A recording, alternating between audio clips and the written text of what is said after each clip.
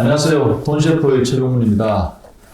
오늘은 최근에 종합부동산세 때문에 이제 고지서를 받고 이제 세금을 지금 이제 납부를 하고 계신데 질문들이 굉장히 많습니다. 이제 원래 거는 어차피 뭐 내야 되는데 앞으로 이제 종합부동산세에 대해서 좀 더 자세하게 이해를 하고 싶고 또 대비도 어떤 뭐 대비책이 있으면 어떻게 준비를 하는 게 현명한지 저희들한테 문의가 굉장히 많이 들어왔습니다. 그래서 오늘은 종합부동산세에 대해서 자세하게 좀 알아보는 시간을 갖도록 하겠습니다. 자, 오늘 수고해 주실 분 저희 WM센터의 김종혜 센터장입니다. 안녕하세요.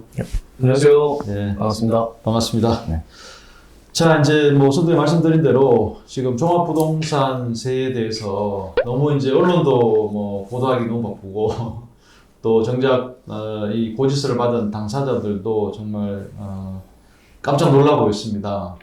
생각보다 세금이 너무 이제 과한 거죠. 또 대상자도 뚜껑을 열어보니까 더 이제 늘어난 겁니다. 1주택자도 이제 워낙 공시율이 최근에 이제 높아지다 보니까 공시지가가 그래서 종합부동산세가 과연 어떤 세금이고 또 종합부동산세 계산 방법이 어떻게 이제 계산이 되고 실제로 이제 종합부동산세가 매겨진 그런 사례들 또 이렇게 보면서 하나씩 이제 말씀드리도록 하겠습니다. 이게 작년 11월 기사입니다. 작년 11월. 이게 이제 팔자니 양도세, 버티자니 종부세, 또 팔고 싶어도 못 파는 1주택자 탄식. 이게 이제 기사가 있었는데 작년부터 이제 사실은 이제 종부세에 대한 걱정이 나오기 시작했죠. 그래서 원래 고지서를 받고 보니까 더 이제 이게 심각해진 상황인데. 먼저 우리 센터장님한테 이제 좀 여쭤보겠습니다. 종합부동산세가 뭔지 그에 대해서 좀 먼저 설명을 좀 해주시죠. 네, 일단 종합부동산세는 구분이 좀 이게 세금에 대해서 부동산을 관련해서 세금이 이제 재산세와 종합부동산세 이렇게 나뉜다고 이제 먼저 저희 구분을 좀 하셔야 될 것 같습니다. 그래서 네네. 재산세는 지방세고요. 그다음 종합부동산세는 국세입니다. 그래서 국세이다 보니까 11월 22일 날 고지서 발급이 돼서 이제 납세자들이 이제 세금을 납부하게 되는 그런 거죠. 그래서 일단 재산세가 지방세고 종합부동산세는 국세다. 그래서 나뉜다. 요거를 좀 그 개념을 좀 잡으셔야 될 것 같습니다. 통상적으로 두 개를 합쳐가지고 보유세라고 표현하죠. 네, 부동산세. 그래서 통상적으로 그렇게 얘기를 하고 있습니다. 네네네. 자, 그럼 종합부동산세에 대해서 좀 자세하게 한번 설명을 해주시죠. 네네. 일단 종합부동산세란 과세 기준일. 이거는 매년 6월 1일자로 보유하고 있는 보유자에게 세금이 부과가 됩니다. 그래서 과세 기준일 현재 국내에 소재한 재산세 과세 대상 주택 및 토지를 유형별로 구분하여 인별로 합산한 결과 그 공시가격 합계액이 각 유형별로 공제금액을 초과하는 경우 그 초과분에 대해서 과세가 되는 세금이다. 그런데 여기 보시면 두 가지가 있습니다. 유형별로 구분, 그다음에 인별로 합산하여. 그래서 전국에 있는 그 주택과 종합합산토지, 별도합산토지 이렇게 나뉘어서 다 합산이 돼서 이제 과세가 되고요. 그리고 주택 같은 경우에는 다 합산한 금액이 넘는다고 한다면 그러면 그 초과되는 부분이 이제 과세가 되고 종합합산토지는 5억 원, 그리고 별도합산토지는 80억 원이 초과하는 부분에 대해서 종합부동산세가 나오게 된다. 이렇게 보시면 되겠습니다. 네. 그러니까 주택과 토지 이렇게 이제 해당이 되는 거네요. 네네. 유형이. 근데 종합합산과 별도합산에 대해서 혹시 추가 설명이 가능한가요? 네네. 그 종합합산 같은 경우에는 예를 들면은 쉽게 얘기하면 나대지, 그다음에 뭐 예를 들면 그런 종류의 이제 토지가 종합합산 토지로 들어가고요. 별도합산 토지 같은 경우에는 예를 들면 뭐 사업용 부속 토지 이런 토지들이 이제 별도합산 토지로 이제 분류가 되면서 이제 과세가 되고 있습니다. 그래서 좀 잡종지, 나대지 이런 토지들은 별로 이렇게 활용도가 높지 않다 보니까 그래서 이제 그런 부분은 5억 원 공제를 해주고 있고요. 사업용으로 쓰고 있는 그런 토지들은 활용도가 높아서 좀 공제를 높게 그래서 80억 원까지는 공제를 해주고 있습니다. 자, 그리고 이제 바로 이제 저희는 여기서 종합부동산세 계산 방법을 먼저 한번 알려드리겠습니다. 그리고 나서 계산에 영향을 미치는 세 가지 큰 요소가 뭔지, 그리고 또 이제 세액 공제도 또 공제가 있습니다. 뭐 고령자 공제도 있고요. 거기에 대해서 이제 차츰 알아보도록 하겠습니다. 먼저 종합부동산 이제 계산 방법을 좀 이렇게 알아볼 텐데, 크게 영향을 미치는 게 이제 공시가격, 그 다음에 공정시장 가액 비율, 그 다음에 세율, 요 세 가지입니다. 그러니까 공시가격이 지금 현실화율이 점점 이제 높아지고 있거든요. 두 번째가 공정시장 가액 비율입니다. 공정시장 가액 비율이 올해가 지금 95% 적용이거든요. 그리고 내년은 이제 100%입니다. 그러니까 할인을 이제 안 해주겠다는 거거든요. 그래서 과세 표준에 시장 가액 비율을 이제 곱하면 할인이 좀 되는 건데, 이제 할인을 이제 없애겠다는 겁니다.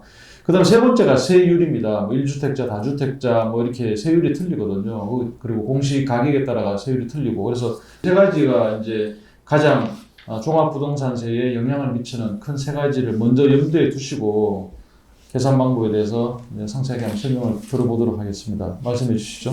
일단 그 주택 가격이 조금 전에 제가 종합부동산세 과세가 인별로 된다, 그 다음에 합산이 된다라고 말씀드렸는데, 그래서 일단 주택만 가지고 말씀드리겠습니다. 그래서 주택을 내 명의로 가지고 있는 그런 고객이 있다. 그러면 전국의 그 공시가격을 다 이제 합산을 하게 됩니다. 그래서 나라에서 공시가격을 매길 때 조금 전에 설명을 드린 것처럼 현실화율을 이제 점점 반영해서 높여서, 예를 들면 시가가 20억짜리 아파트를 가지고 있는데 현재는 한 70%가 이제 현실화해서 공시가격을 매기고 있습니다. 그런데 이 부분을 높인다는 거죠. 그래서 예를 들면은 그 시세가 하나도 안 변했어. 시세가 계속 20억으로 가고 있어. 그래도 정부에서 공시가격 현실화율이 높여지다 보니까 공시지가는 올라간다. 그래서 세금이 점점 종합부동산세가 좀 올라가는 그런 효과가 여기서부터 발생하게 되는 거고요.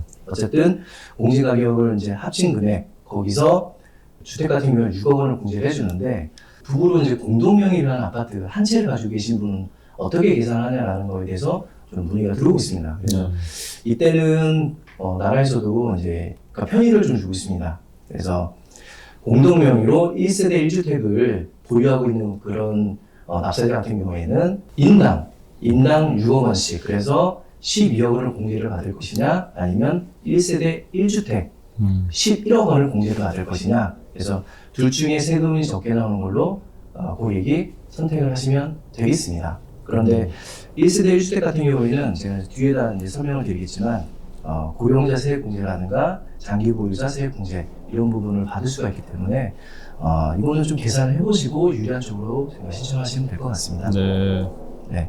그렇게 해서 6억 원을 좀 공제를 해주면 그러면 과세 기준 추가 금액이 이제 나올 것이고요. 거기에 좀 전에 말씀드린 것처럼 공정시장 가액 비율이라고 올해는 2021년에는 95%를 반영을 하고, 내년 2022년부터는 100%를 반영해서 과세 표준이 나오게 되겠습니다.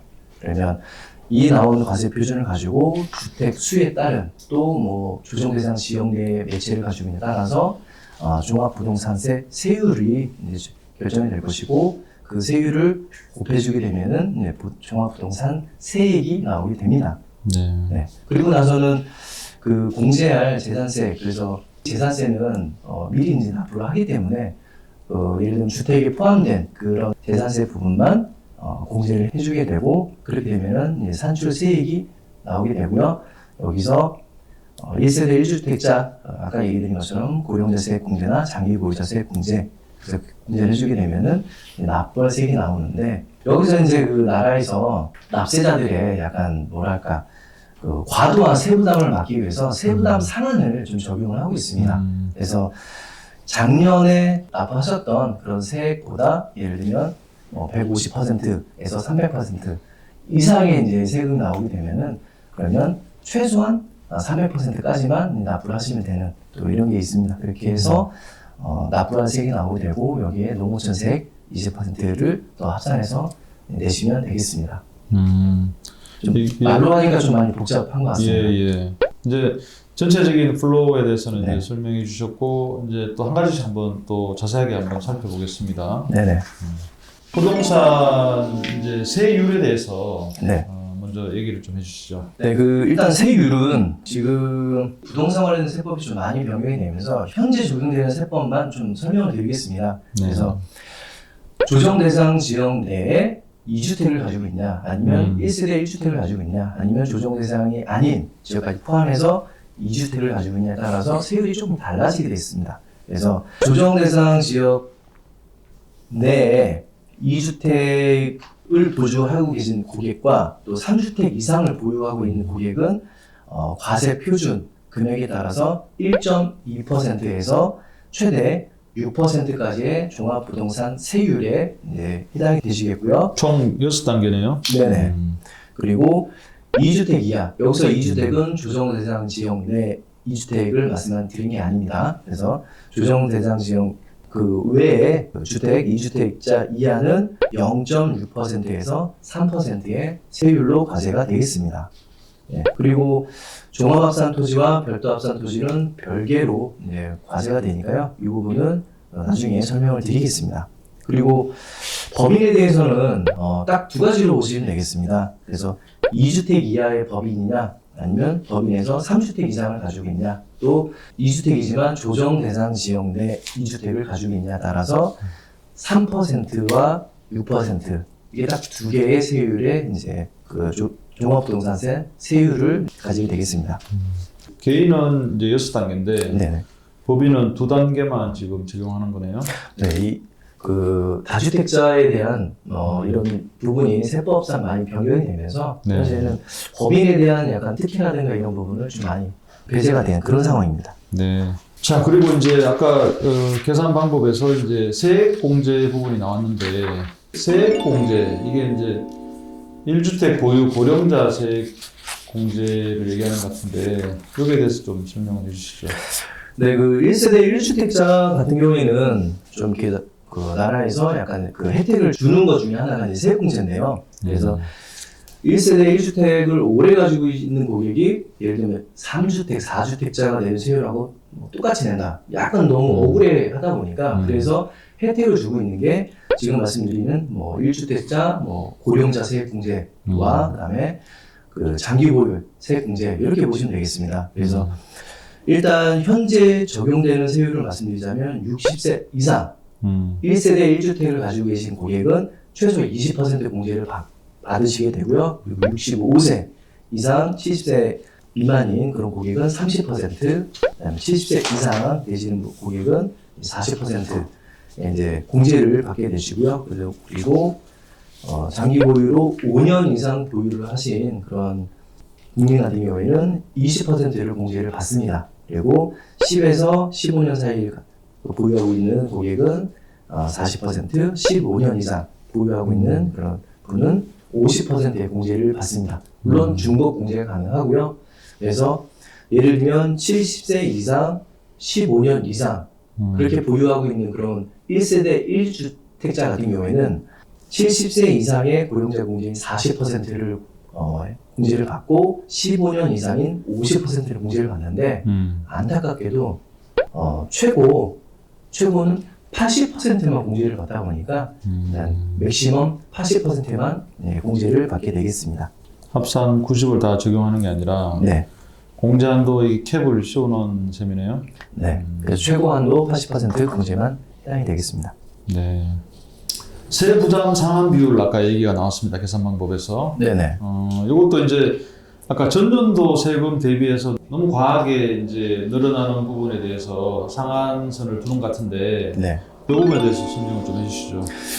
또 과도한 또 세액 부담에 대해서 나라에서 좀 이렇게 안전장치를 둔 게 바로 지금 말씀드리는 종합부동산세 세부담 상환 비율이라고 보시면 되겠습니다. 그래서 전년도에 납부한 합산 보유 세액, 그래서 종합부동산세와 재산세를 올해 계산해서 보니까 예를 들면 작년보다 150% 이상 나왔다. 그렇게 되면 최소한 150%까지만 납부를 하게 되는 그런 상한을 두게 됐습니다. 그래서 2주택 이하의 보유자 같은 경우에는 전년도 그 합산 보유 세액보다는 150% 이상 납부를 하지 않을 수가 있고요. 그리고 조정 대상 지역 내 2주택자나 2주택자와 또 3주택 이상 나는 세부 담상환이 300%까지 좀 이제 올라가다 보니까 예를 들면 작년에 한 1,000만 원 납부하셨던 고객 같은 경우에는 올해는 최대 3천만 원까지만 납부가 되겠습니다. 근데 이제 기사 같은 거 보니까 네. 몇백 내던 분이 네. 뭐 몇천만 원 이렇게 네. 된 거는 이거 기사가 잘못된 건가? 일단은 기사상으로는 그거는 이제 원래 납부하는 게 맞는 건데 네. 근데 이제 이 세부담 상환 비율이 있다 보니까 실제로 고객이 납부하시는 거는 이제 300% 이내에만 납부를 하시게 되는 겁니다. 네. 원래는 그렇게 이제 과세는 나오는 거는 사실인 거죠. 그래서 이제 이 계산 방법을 이렇게 먼저 이제 그 이해하시게 되면 공제를 아무리 해준다고 해도 가장 크게 영향을 미치는 게 공시가격 현실화율. 시가에 자꾸 근접하는 공시가율, 현실화율을 이제 정부에서 적용하니까 그게 가장 큰 부담이 되는 거고, 그다음 공정시장 가액 비율도 이제 내년에는 100%까지 간다는 거. 그다음에 세율이 아까 6단계 개인 같은 경우는 그에 따라서 이제 세율에 따라서 또 어마어마하게 커지는 거죠. 세율 같은 경우는 뭐 3주택자, 다주택자가 되면 거의 뭐 그 2주택자 이하보다 2배 이상으로 이렇게 이제 부담을 해야 되니까 이 세율도 사실은 굉장히 부담이 됩니다. 자, 여기까지 이제 종합부동산세 계산 방법과 또 각종 이제 공제까지 포함해서 어떻게 이제 계산이 되는지 자세하게 한번 짚어봤습니다. 다음 시간에는 또 실제 이제 종부세 이제 여러 가지 사례들 한번 보면서 또 이해를 시켜드리도록 하겠습니다. 오늘 수고하셨습니다. 수고하셨습니다.